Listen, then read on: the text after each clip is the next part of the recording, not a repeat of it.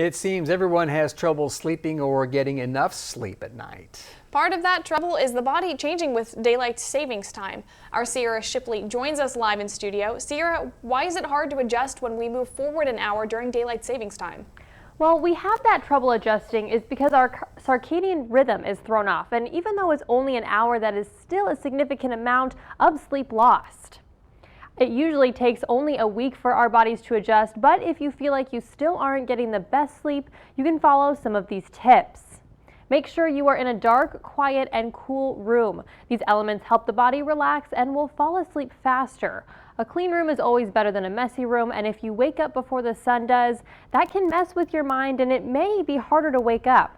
To help, you can have a light box or dawn simulator to trick your body into thinking it's daylight and it's time to start the day. But it's also what you do before bed that can negatively affect the way you sleep.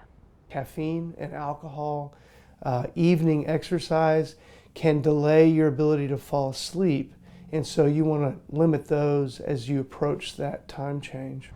Another thing to keep in mind is to limit cell phone, tablet, or television use, as those bright screens won't help you fall asleep.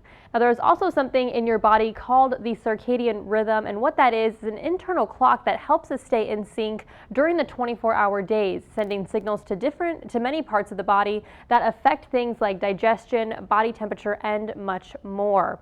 Now, one of the main functions of the internal clock is to regulate when you feel alert and when you're ready to sleep. Indeed, so when we see light or darkness outside and sleep during those times, it helps our internal clock stay in sync with the 24-hour day. Yeah. Sarah, good report. Thank you so much. The National Sleep Foundation conducted a survey asking people how many times a week they get a good night's rest. A majority of people said they get a good night's sleep every night at 42%, while 35% say they get a few good nights of sleep a week. The number decreased at only 10% when they're saying they rarely got a restful night or only a few nights a month. And 3% said they never get a good night's sleep.